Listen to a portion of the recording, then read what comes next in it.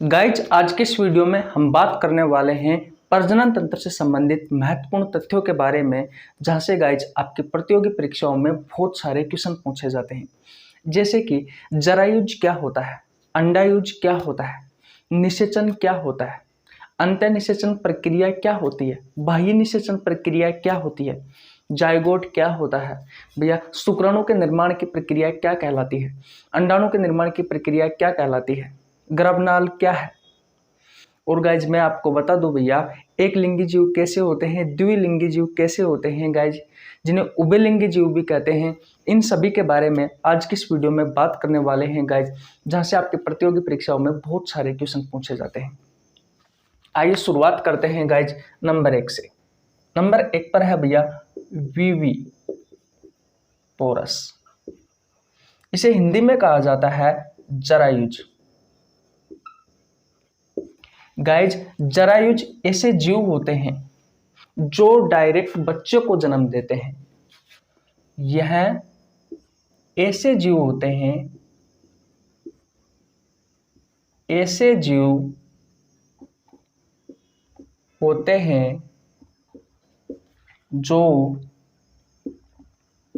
बच्चे को जन्म देते हैं, जो बच्चे को जन्म देते हैं। भैया यहां से आपके परीक्षाओं में क्वेश्चन पूछे जाते हैं, अभी बताऊंगा कैसे पूछे जाते हैं। जो भैया डायरेक्ट बच्चे को जन्म देते हैं, ऐसे जीवों को क्या कहा जाता है, ऐसे जीवों को कहा जाता है भैया विविपोरस जरायुज। एग्जाम्पल बात करें तो भैया मानव, गाय, भैंस, घोड़ा, बकरी, ये सभी डायरेक्ट किसको जन्म देते हैं बेटा, ये सभी बच्चे को जन्म देते हैं। आपने देखा होगा भैंस होती है वो भी बच्चे को जन्म देती है, मानव जो होता है वो भी बच्चे को जन्म देता है, बंदर जो होते हैं वो भी बच्चे को जन्म देते हैं, कुत्ता ले लीजिए, घोड़ा, बकरी, ये सभी बेटा किसके उदाहरण है, ये सभी उदाहरण भैया जरायुज के। इतनी बात क्लियर है। एक और होता है बेटा नंबर 2 पर, उसकी बात करते हैं ओविपोरस। ओविपोरस जिसे कहा जाता है भैया अंडायुज। ये ऐसे जीव होते हैं, ये ऐसे जीव होते हैं, ये ऐसे जीव होते हैं जो अंडे को जन्म देता है, जो अंडे को जन्म देते हैं। किसको देते हैं भैया जन्म, अंडे को जन्म देते हैं, फिर अंडे से बच्चा निकलता है। एग्जाम्पल की बात करें भैया तो बहुत सारे हैं, जैसे कि मेंढक, मछली, जितने भी पक्षी हैं बेटा वो सभी। बोलो, छिपकली भी भैया इसी में ही आती है।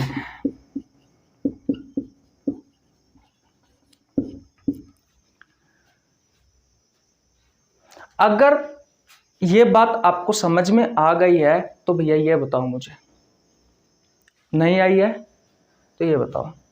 आशा करता हूं आ गई होगी। अब लाइव सेशन तो है नहीं हमारा जहां पर आप कमेंट जो आप दोगे मुझे भैया कमेंट के थ्रू। एक बार और रिवीजन करवा देता हूं। विविपोरस जरायुज ये ऐसे जीव होते हैं जो डायरेक्ट बच्चे को जन्म देते हैं। एग्जाम्पल है मानव, गाय, भैंस, बकरी। ओविपोरस अंडायुज ये ऐसे जीव होते हैं जो अंडे को जन्म देते हैं, जैसे कि मेंढक हो गया, मछली हो गई, छिपकली हो गए, पक्षी हो गए। बेटा ये सभी अंडायुज है, ये सभी ओविपोरस है। अब बात आती है बेटा कि यहाँ से आपके परीक्षाओं में क्वेश्चन कैसे पूछे जाते हैं। देखिए, आप कोई सी भी साइंस की किताब उठा के देख लेना जो प्रतियोगी परीक्षाओं के लिए है, इस जगह से भैया क्वेश्चन जरूर पूछा जाएगा। आएगा क्वेश्चन, निम्न में से जरायुज है, निम्न में से जरायुज है। ऑप्शन होगा भैया नंबर 1 पर छिपकली, नंबर बी पर मोर, नंबर सी पर बकरी, और नंबर डी पर मेंडल। बताओ राइट आंसर क्या होगा बेटा? इस क्वेश्चन का राइट आंसर होगा ऑप्शन नंबर सी, बकरी।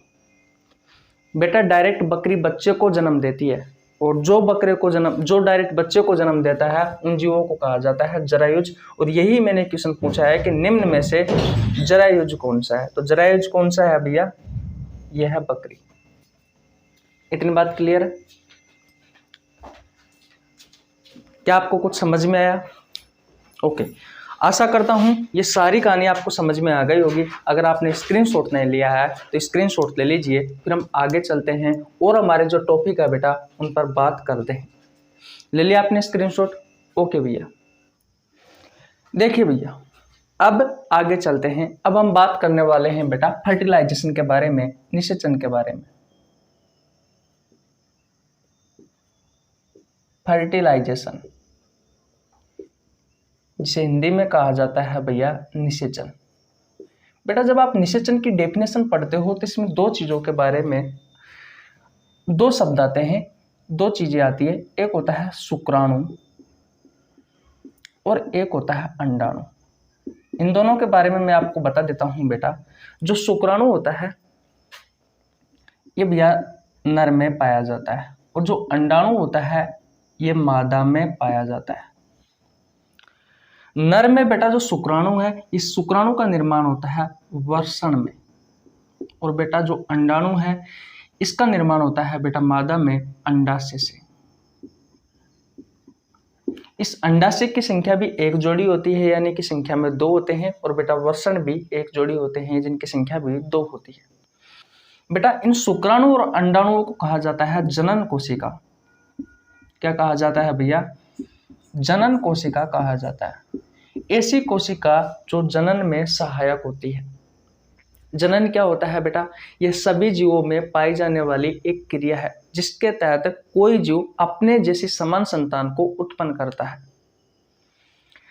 उत्पन्न क्यों करता है? अपने व्यवहार को प्रबल रखने के लिए, अपनी संख्या की वृद्धि के लिए, अपने व्यवहार का विकास करने के लिए, ताकि भैया उसकी प्रजाति विलुप्त ना हो। अपनी प्रजाति को बढ़ावा देने के लिए बेटा जनन करते हैं सभी जीव। तो ऐसी कोशिका जो जनन में सहायक होती है वो होती है भैया शुक्राणु और अंडाणु। आप कह सकते हो कि शुक्राणु भैया नर युग्मक है। युग्मक एक प्रकार की जनन कोशिका है, और मादा में भैया ये आप कह सकते हो कि जो अंडाणु है वो है मादा युग्मक। बोलो कोई दिक्कत? अगर मैं शुक्राणु की जगह पर नर युग्मक का नाम लूं तो भी चलेगा, और भैया अंडाणु की जगह पर मादा युग्मक का नाम लूं तो भी चलेगा। अब बात आती है बेटा कि फर्टिलाइजेशन निषेचन क्या होता है। क्या होता है फर्टिलाइजेशन निषेचन क्या होता है? देखिए बेटा ये जो अंडाणु है ना, जो कि मादा में है, और जो शुक्राणु है जो भैया नर में है, इन दोनों का आपस में संलयन होना। संलयन का मतलब होता है बेटा जुड़ना। संलयन होना ही क्या कहलाता है बेटा? निषेचन कहलाता है। इस अंडाणु और शुक्राणु का आपस में जुड़ना ही क्या कहलाता है भैया? निषेचन होना या आपस में जुड़ना है, संलयन होना क्या कहलाता है? निषेचन कहलाता है, फर्टिलाइजेशन कहलाता है। इतनी बात क्लियर? अब बेटा ये निषेचन दो चरणों में पूर्ण होता है। कितने चरणों में पूर्ण होता है? दो चरणों में। एक होता है भैया अंत निषेचन,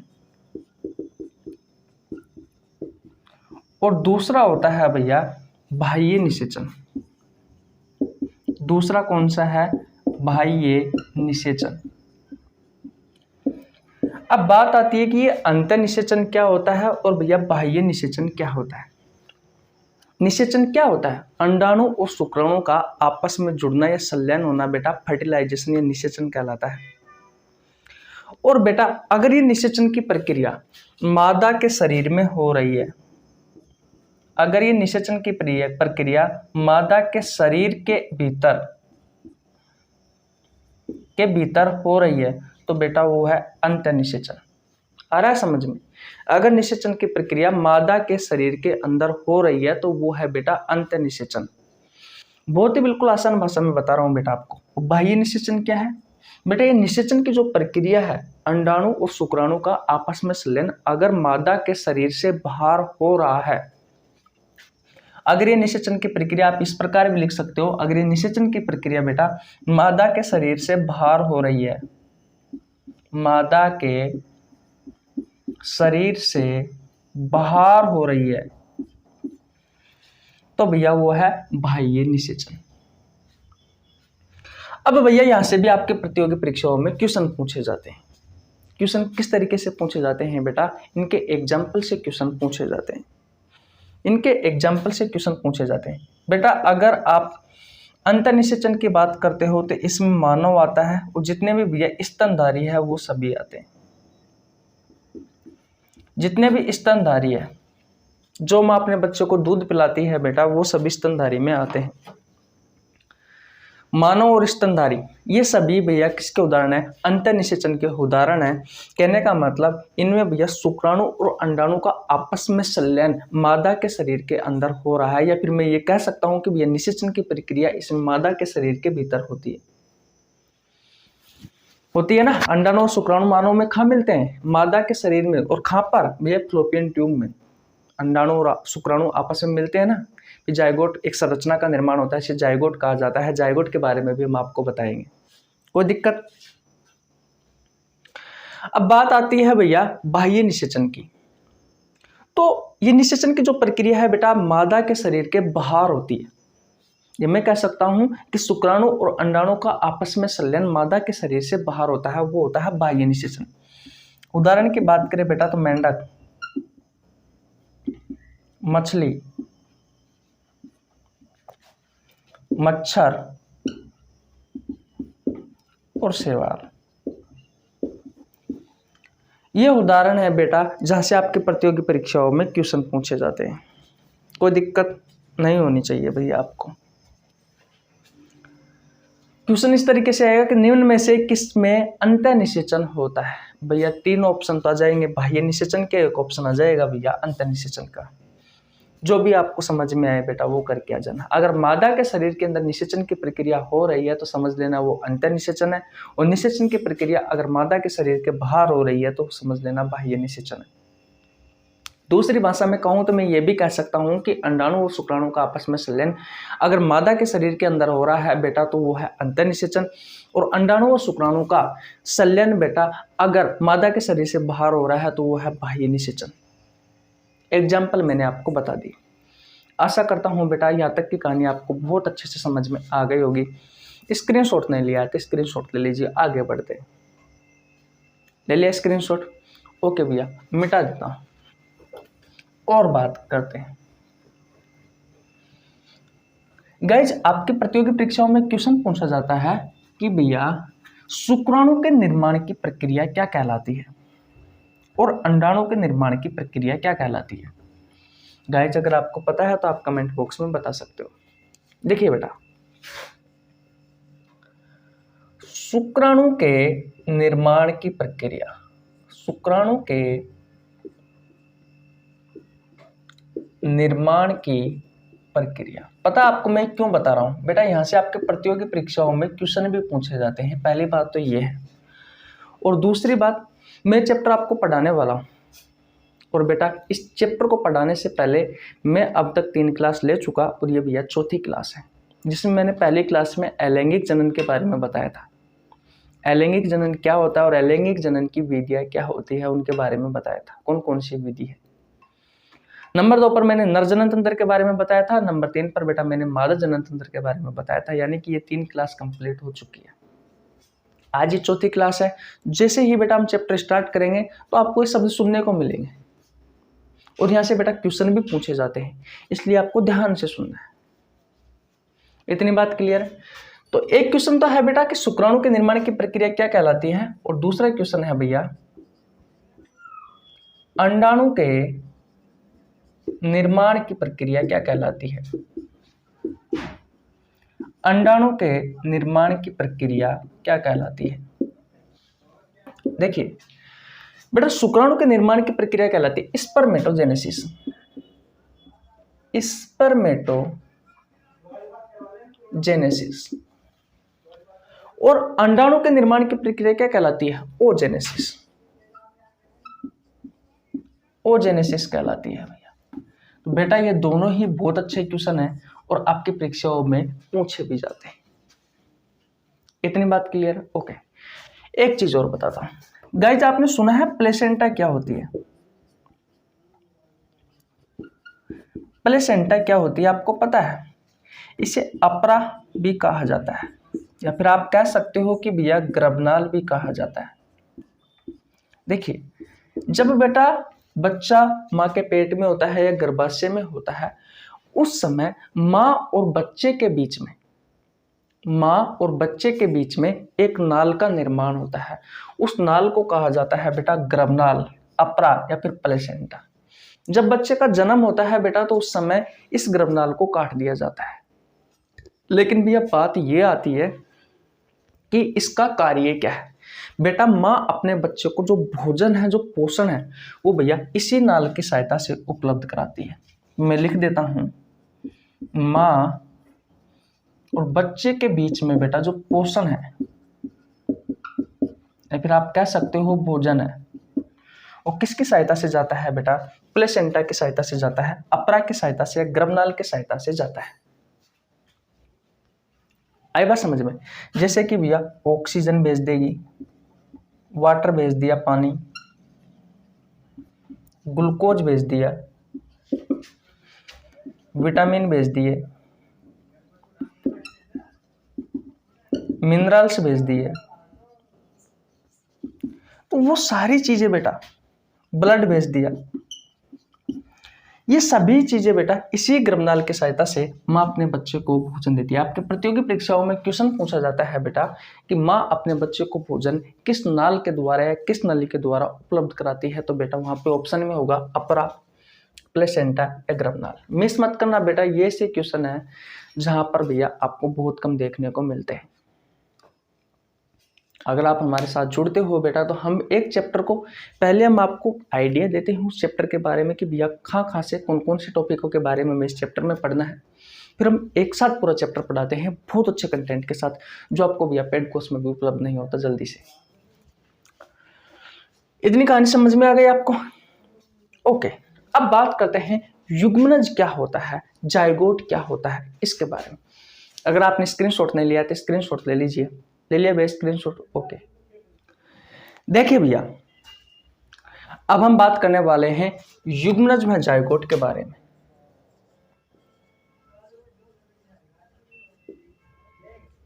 जाइगोट में युग्मनज के बारे में गाइज, क्या होता है ये युग्मनज और जाइगोट? देखिए ध्यान से समझना बेटा, शुक्राणु है, किस में पाया जाता है?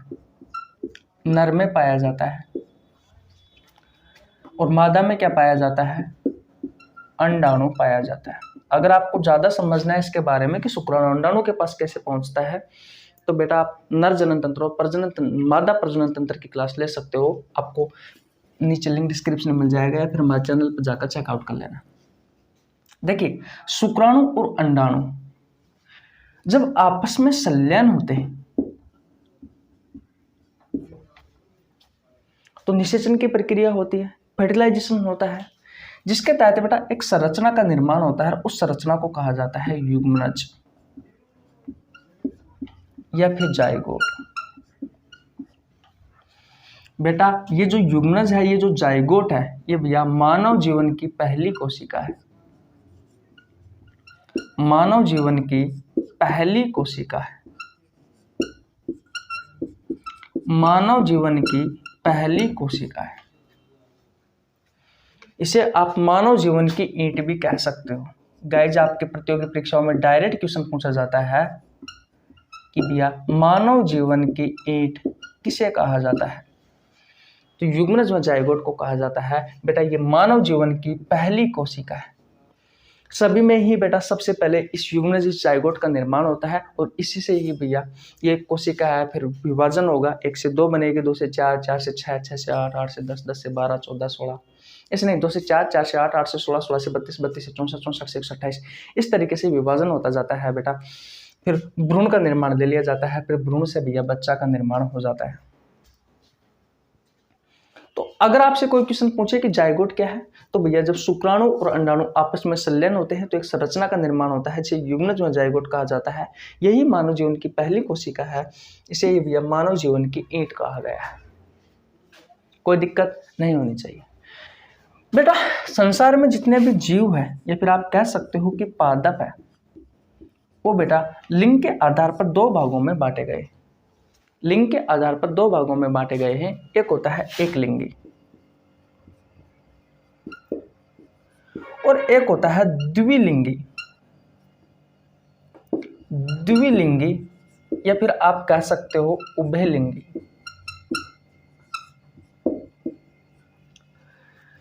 अगर किसी को पता है बेटा इन दोनों के बारे में तो आप कमेंट बॉक्स में बता सकते हो भैया। पता है किसी को?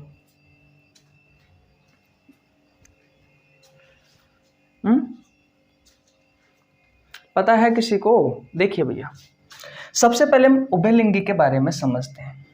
बेटा ये ऐसे जीव होते हैं जिसमें एक ही जीव पर नर लिंग भी होगा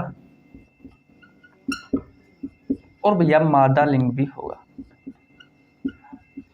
एक ही जीव पर, एक ही जीव पर भैया। और ऐसे जीव को कहा जाता है भैया द्विलिंगी या फिर उभयलिंगी। उदाहरण क्या क्या है भैया? उदाहरण है भैया इंपॉर्टेंट, जहां से आपके प्रतियोगी परीक्षाओं में क्वेश्चन पूछे जाते हैं, जैसे कि केंचुआ, कर्मी, सरसों। और बेटा एक एग्जाम्पल और है भैया, उसका नाम है भैया गुड़हल का पौधा।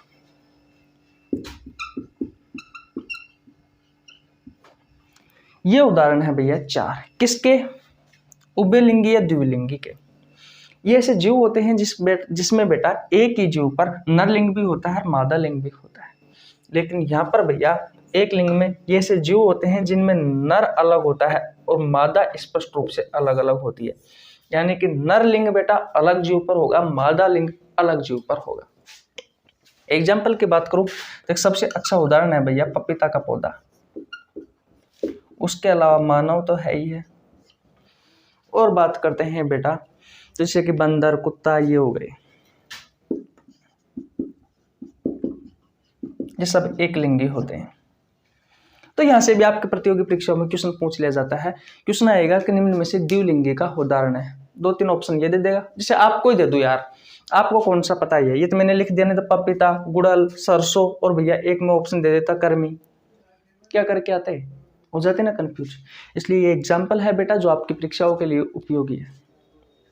तो आशा करता हूँ ये सारी कहानी आपको बहुत अच्छे से समझ में आ गई होगी। अगर आपने स्क्रीनशॉट नहीं लिया तो स्क्रीनशॉट ले लीजिए। कैसी लगी आपको वीडियो? यहीं तक रखते हैं भैया, कल से हम चैप्टर की शुरुआत कर देंगे। बहुत अच्छे तरीके से पढ़ाएंगे, बहुत अच्छा कंटेंट आपको उपलब्ध कराएंगे। मुंह में छाले हो रहे हैं, इस वजह से बेटा थोड़ी सी पढ़ाने में परेशानी आती है, बोलने में भी परेशानी आती है, क्लास लेट भी इसी वजह से आती है। आशा करता हूँ ये कहानी समझ में आ गई होगी। मिलते हैं एक नेक्स्ट वीडियो में, तब तक के लिए जय हिंद, जय भारत, राम राम।